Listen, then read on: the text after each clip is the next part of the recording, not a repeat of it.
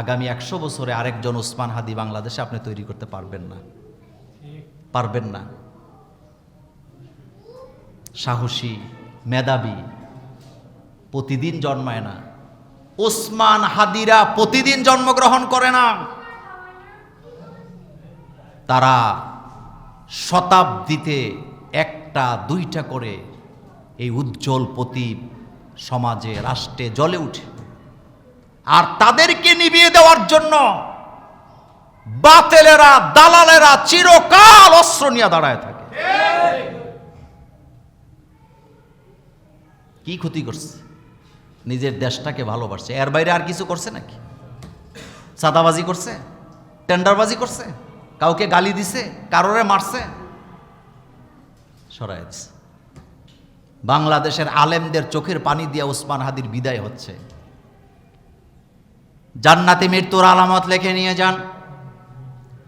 আল্লাহর নবী বলেছেন, যারা জুমার দিনে মারা যায় তারা জান্নাতি, যারা রমজানে মারা যায় তারা জান্নাতি, যারা পেটের ব্যথায় মারা যায় তারা জান্নাতি, যারা মাটি চাপা পড়ে মারা যায় তারা শহীদ, তারা জান্নাতি, যারা দিন কায়েমের জন্য মারা যায় তারা জান্নাতি, যারা নিজের সম্পদ রক্ষা করার জন্য মারা যায় তারা জান্নাতি।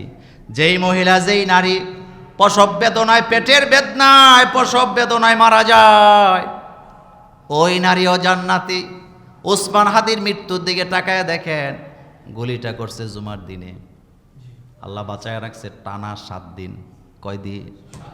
ইচ্ছা করলে তো আল্লাহ বাকি যে কোনো দিনে নিয়ে যেতে পারতেন, কিন্তু আল্লাহ এমনভাবে বাঁচায় রাখছে, আল্লাহ বাঁচায় রাখা জনগণকে দেখায় দিছে, আমি আমার প্রিয় হাদিকে জুমার দিনে নিয়ে গেলাম। আপনার আমার এরম মৃত্যু হবে না। আমি মোল্লা নাজিম মারা গেলে হয়তো জুমুরে একটা জানাজা হবে, আমার গ্রামের বাড়িতে একটা জানাজা হবে, যদি হয় আর কি। কথা কি ঠিক? কিন্তু সারা দুনিয়া লারা পড়বে নাকি? ফেসবুকে আসবে, দেখবেন, লিখবে মোল্লা নাজিম মারা গেছে, ইন্না লিল্লাহ। কিন্তু যেই জাগ্রত চেতনা, সে তার নিজের বক্তৃতায় বলে গেছে, আমি না হয় 50 বছর বাঁচলাম, কিন্তু উম্মার জন্য কোনো কাজ করে যেতে পারলাম না, এই বাঁচার আমার দরকার নাই। আমি তো এমন মৃত্যু চাই, এমনভাবে দুনিয়া থেকে যেতে চাই যেই মৃত্যু সারা দুনিয়াকে কাঁপিয়ে দিতে পারে। কাঁপাইছে নি? বাংলাদেশে গত এই 1 মাস 2টা ব্যক্তির জন্য যেই পরিমাণ দোয়া হয়েছে, আমি দেখি নাই কারোর জন্য এত দোয়া হয়েছে। একটা হলো বেগম খালেদা জিয়া, আর একটা হলো শরীফ ওসমান হাদি। কলিজা দিয়ে মানুষের দোয়া করছে, মসজিদে মসজিদে দোয়া করছে। কই কেউ তো বাধাও দিল না। কেন দেয় না? কারণ এটা তারা প্রাপ্য। এটা তারা কি?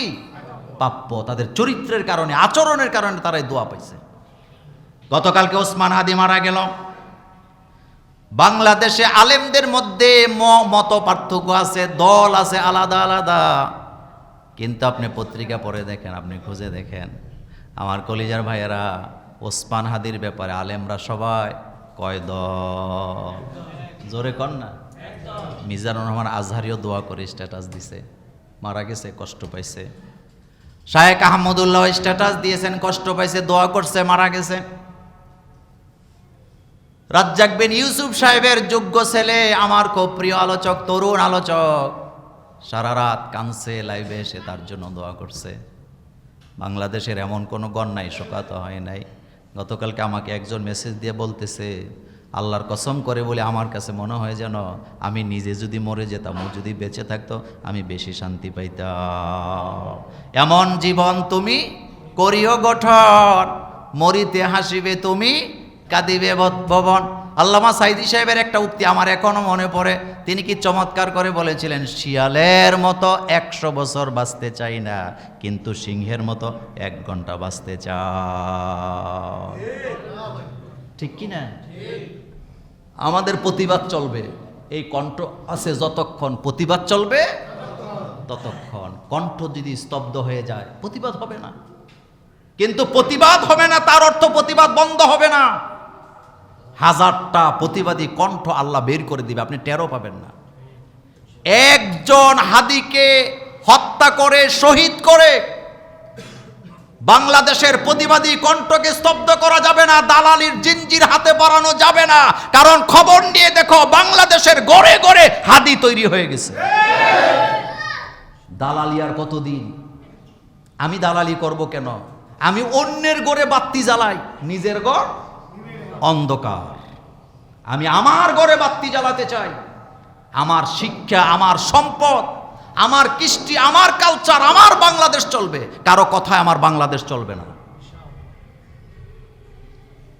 তোমরা গুলি করতে করতে তোমাদের গুলির বুলেটগুলো শেষ হয়ে যাবে, কিন্তু আমাদের প্রতিবাদী যুবকের সংখ্যা শেষ হবে না।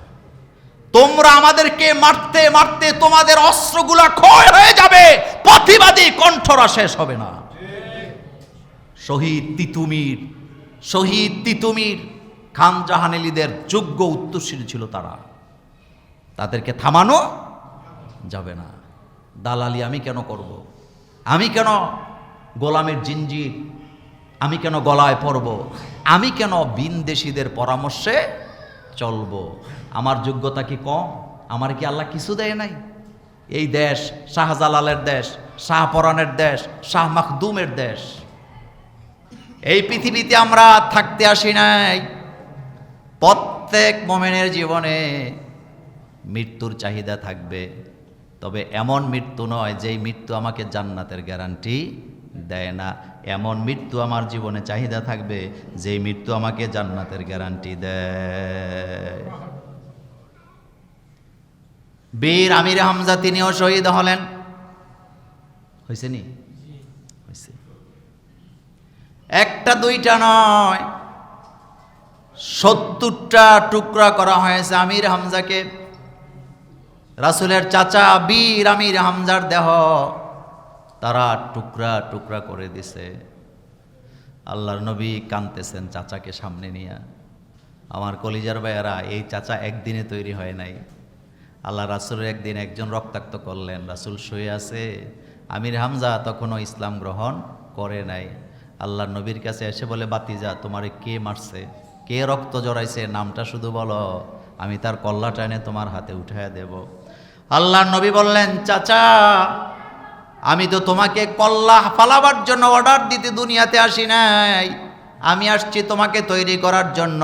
এমন লোক হিসাবে আমি তোমাকে তৈরি করতে চাই যারা জিহাদের ময়দানে দিন কায়েমের জন্য নেতৃত্ব দিতে পারে।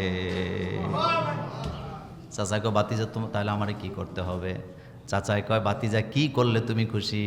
এবার নবীজি বললেন, সর্বপ্রথম আমি খুশি হব তুমি তাওহীদের কালিমাটা তোমার জবান থেকে আগে ঘোষণা দাও, লা ইলাহা ইল্লাল্লাহু মুহাম্মাদুর রাসূলুল্লাহ সাল্লাল্লাহু আলাইহি ওয়াসাল্লাম। এবার চাচা কয়, বাতিজা রে, তোর কাছে আসছিলাম আমি, তোরে দিয়া তুই যদি আমারে অনুমতি দিতি তাহলে আমি প্রতিশোধ নিতাম।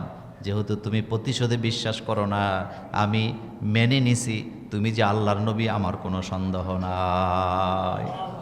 বীর আমির হামজা এবার কালিমা পড়লেন।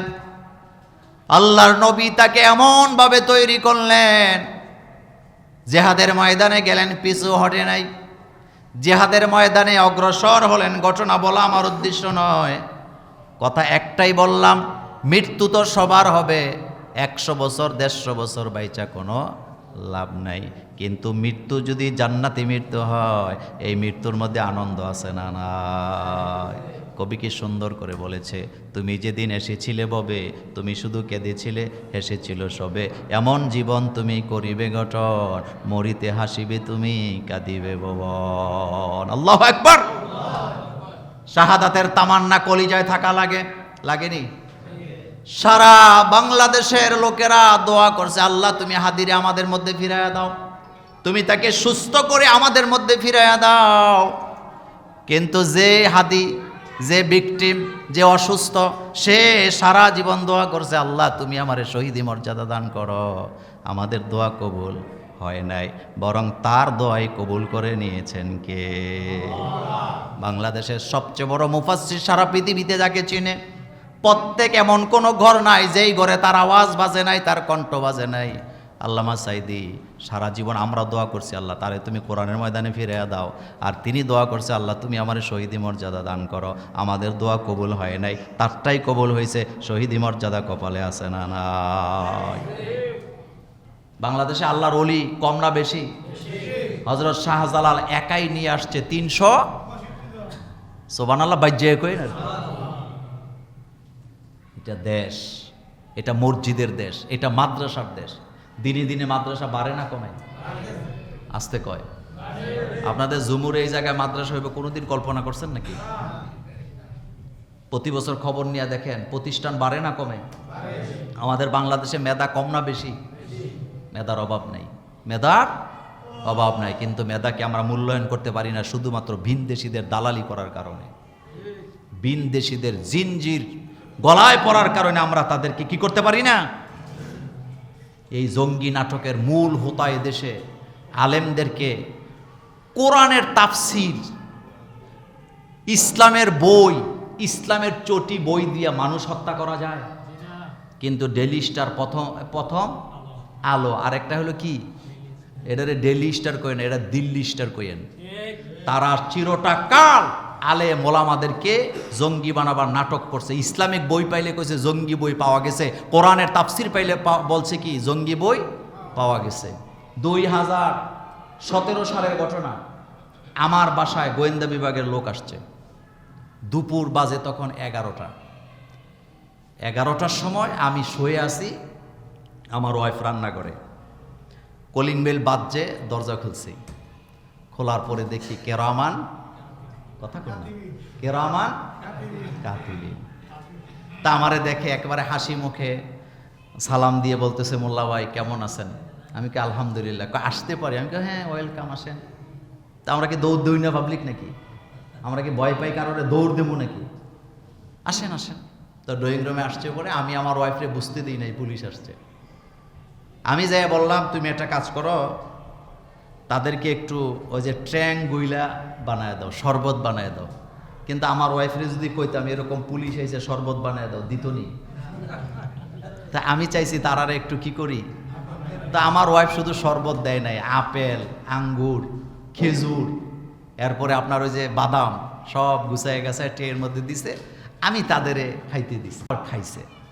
খাওয়ার পরে তারা বলছে আমরা একটু বাসাটা দেখবো। আমি বলছি বাসা দেখতে পারবেন, তবে ওই পাশে যেতে পারবেন না, কারণ ওখানে আমার ওয়াইফ আছে, আমার ছোট বাচ্চা আছে, আপনি এদিকটা দেখেন।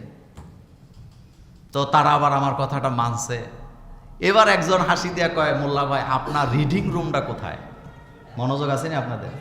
কি রুম? রিডিং রুম কোথায়?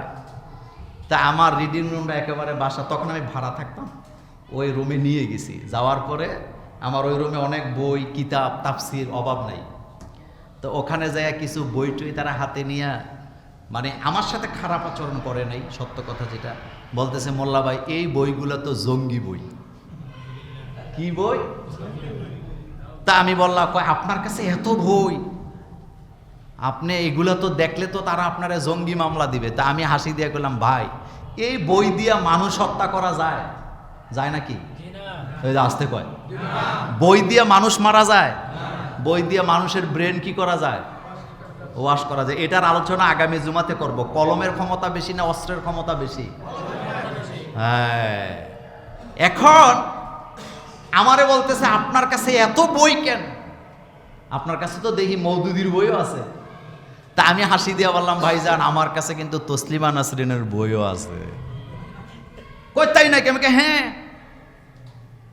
এবার আমি তসলিমা নাসরিনের হাতের লেখা বই, নির্বাচিত কলাম, আমার ছোটবেলা ওনাদের হাতে দিলাম। দেওয়ার পরে হাসি দিয়ে বলতেছে, একজন আরেকজনকে বলতেছে আসলে বক্তারা তো ওয়াজ করে, সব বই তো পড়া লাগে। আমি বললাম হ্যাঁ সব বই পড়া লাগে। এখন আমি ওনাদেরকে বললাম ভাইজান এই যে জঙ্গি জঙ্গি বলেন, আচ্ছা বলেন তো যারা যুদ্ধ করে তাদেরকে কি বলা হয়? যোদ্ধা। বলেন কি বলা হয়? তো এই যোদ্ধা মানেই তো জঙ্গি। এর মধ্যে কোনো আর কোনো ভাষা আছে নাকি? নাই। এখন হাসতেছে, হাইসা আমারে বলতেছে এখন কি করব? বই টইগুলোকে নিয়ে যাব। আমি আপনার যদি মন চায় আপনি সবগুলো নিয়ে যান, তবে খবরদার অজু করে বইগুলো ধরবেন। কি কইরা? তো বুঝছে। এরপরে আচ্ছা ঠিক আছে একটু সাবধানে থাকেন, আমরা চলে গেলাম। এটা হলো একবারের ঘটনা বললাম। আরেকবার তো নিয়ে গেছিল, আবার বাসায় দিয়ে গেছে, সেটা আরেকটা ঘটনা। তা আপনাদের কাছে জানতে চাই আপনাদের এই মসজিদে আমার জুমার খুতবার বয়স কয় বছর? হ্যাঁ, আপনাদের কোনো মুসলির গায়ে আমি ঘুষা দিছি? আসতে কয় থাপ্পড় দিছি? কারোরে গালি দিছি? কারোর থেকে টাকা হাওলাত নিয়ে মাইরা দিছি? তা আমাদের অপরাধটা কি? আমাদের অপরাধ মূলত একটাই, সেটা হলো জমিন যার। এত আসতে বললে আমি এটা গ্রহণ করবো না, জোরে বলতে হবে জমিন যার। এটার বাইরে আমাদের কোনো অপরাধ আসেনি। আমাদের আরেকটা অপরাধ এখন যোগ হয়েছে, সেটা হলো কোনো আধিপত্যবাদের মাতাব্বরি আমার স্বাধীন দেশে চলতে দেওয়া হবে। এই ডেইলি স্টার, প্রথম আলোর পত্রিকার ব্যাপারে অনেক আগে আলেমরা ফতোয়া দিয়েছিলেন। যেই পত্রিকা ভারতের দালালি করে, যারা আলেম ওলামাদেরকে জঙ্গি বানায়, ইসলামকে অহরহ উল্টা করে লেখে, ভালো ছেলেদেরকে যারা সন্ত্রাসী বানায়, সন্ত্রাসীদেরকে যারা সাপোর্ট দেয়, এই পত্রিকা স্বাধীন দেশে চলতে দেওয়া যাবে না। কেন চলবে? কেন চলবে? যেই পত্রিকা ইসলামের বিরুদ্ধে লেখে, ওই পত্রিকা পড়া তো দূরের কথা, এটা দিয়ে ঢিলা কুলুপ নেওয়া জায়েজ নেই। সাংবাদিকরা হলো জাতির বিবেক। বলেন জাতির কি? তো বিবেক মানে কি? ভালো মানুষে সন্ত্রাসী বানানো? এই জঘন্য পত্রিকাগুলো হাদির মতো লোকেরে সন্ত্রাসী বানায়া রিপোর্ট করছে। এরপরে কি করছে জানেন? হাদি কোথায় লেখাপড়া করছে, তার বাপ কি ছিল, পুরা হিস্টোরি খুঁজা বার করছে। মানে ওর বাপ একজন আলেম ছিল, একটা মাদ্রাসার ভাইস প্রিন্সিপাল ছিল, মসজিদের নামকারা খতিব ছিল। ও নিজে পড়ালেখা শুরু করছে মাদ্রাসা জীবন থেকে। এখন তাদের গাত্রদাহ শুরু হয়েছে। তাইলে ও কি অতীতে জঙ্গির সাথে জড়িত ছিল নাকি? হাদিরা মরে না। বলেন হাদিরা। এত আসতে না, বলেন হাদিরা। তারা যোগে যোগে ধূমকেতু হইয়া জন্ম নেয়। কথা ঠিক কিনা? একজনকে স্তব্ধ করেছে অসংখ্য হাদি এই বাংলাদেশে তৈরি করে দিবেন কে? আল্লাহ পাক। আল্লাহ যেন আমাদেরকে বুঝার তৌফিক দান করেন। আমরা বলি আমিন। একটা স্লোগান হবে, দালালিনা আজাদি। এত আসতে না, জোরে, দালালিনা আজাদি, দালালিনা আজাদি। মুক্ত দেশ চাই, মুক্ত স্বাধীনতা চাই, কারো গোলামি নয়, কারো গোলামি নয়। আমি কারোরটা খাইও না, কারোরটা পরিও না। তোর পেঁয়াজ তুই খা, আমার কাছে কোনো তুমি মাগনা পেঁয়াজ বিক্রি করো না, টাকা দিয়েই কি বিক্রি করো। ব্যবসা বাণিজ্য থাকবে, ব্যবসা বাণিজ্য থাকবে, লেনদেন থাকবে, আদান প্রদান থাকবে, পাড়া প্রতিবেশীর সাথে যতটুকু সম্পর্ক থাকার অতটুকু থাকবে। কিন্তু আমার দেশের বিজয় দিবস, আমার স্বাধীন দেশের বিজয় দিবস তারা ছিনিয়ে নিয়ে তাদের প্রধানমন্ত্রী বলবে এটা ভারতের বিজয় দিবস, এটা কখনো মেনে নেওয়া যায় না। বিজয় দিবস আমার না তাদের? জোরে বলেন, বিজয় দিবস আমার না তাদের? লজ্জাহীন, বেহায়া। আমাদের বাংলাদেশের মুরব্বীরা একটা কথা বলে, বেহায়ায় কয় রাজ্যই আমার। বলেন বেহায়া কয়, মুদিও বেহায়া, তার যা আছে আশেপাশে সবগুলা বেহায়া। কারণ আমার বিজয় দিবস তোর হবে কেন? বিজয় দিবস আমার, রাষ্ট্র আমার, আমি এই দেশের নাগরিক। আমার দেশ কিভাবে চলবে এটা আমরা ঠিক করব। আমাদের বাংলাদেশের মেধাবীরা ঠিক করবে, আলেম ওলামারা ঠিক করবে। শেষ কথা বলে দিয়ে যাই, ব্রিটিশ আন্দোলন সফল হয় নাই ততক্ষণ, আলেমরা নেতৃত্ব দেয় নাই যতক্ষণ। ৩৮,০০০ আলেম ব্রিটিশ আন্দোলনে জীবন দিয়া ব্রিটিশ থেকে এই ভারতবর্ষকে মুক্ত করে আনছে। বর্তমান বাংলাদেশে আলেম ওলামার অবদান আছে না নাই? কম না বেশি? জুলুম, অত্যাচার, সুদ, ঘুষ, নিপীড়ন, এরপরে যা কিছু আছে অন্যায়ের বিরুদ্ধে আলেমরাই সবসময় মিম্বরে দাঁড়ায়া কথা বলে যাচ্ছে, বলবে কিয়ামত পর্যন্ত। একজনকে থামাইলে আরেকজন কি বলবে, কিন্তু থামানো যাবে না। আপনাদেরকে কপালে চুমু দিয়া বলি, নিজের ইসলামের বিরুদ্ধে দাঁড়া করাবেন। আপনি ইসলাম মানেন না ভিন্ন কথা, কিন্তু নিজেকে ইসলামের বিরুদ্ধে দাঁড়া করাবেন না। দেশটাকে ভালোবাসতে শিখুন। দেশের একটা টাকাও যেন ভবিষ্যতে দেশের বাইরে পাচার করতে না পারে সেজন্য প্রধান ভূমিকা হবে এই রকমের কোন লোককে নির্বাচিত করা যাবে না যে এমপি হলে মন্ত্রী হলে বাংলাদেশের টাকা দিয়ে বেগমপাড়ায় বাড়ি বানাবে। বরং এমন লোককে এমপি হিসাবে চাই যে আমাদের সাথে ওয়াদা করবে, কসম কাটবে যে আমি মরবো এদেশে, বাঁচবো, বলেন মরবো এদেশে, আমি 10 টাকা কামাইলে এদেশে, খরচ করলে এদেশে, তাইলে বোঝা যাবে দেশপ্রেম আছে। কিন্তু তোর ফুদ বিদেশ, তোর মাইয়া বিদেশ, তুই নিজে একটা বিদেশ বাড়ি করে রাখবি, তোরে পাবলিক দৌড়ানি দিলে আর এই সুযোগ দেওয়া হবে না। বলেন আর এই সুযোগ দেওয়া হবে না। আমাদের কাছে আসতে হইলে নাকে খত দিয়ে আসতে হবে। এখানে বাঁচবো, এখানে মরবো। ফ্যাক্টরি করলে এখানে করব, বলেন ফ্যাক্টরি করলে এখানে করব, ব্যবসা করলে এখানে করব, টাকা জমাইলে এখানে জমাবো, সাহায্য করলে এদেশের মানুষকে করব, এদেশের মানুষ দৌড়ানি দিলে এদেশে মরবো, এদেশে কবর হবে। তাইলে বোঝা যাবে তোমার দেশপ্রেম আছে। আল্লাহ যেন আমাদেরকে বুঝার তৌফিক দান করুক, আমরা বলি আমিন।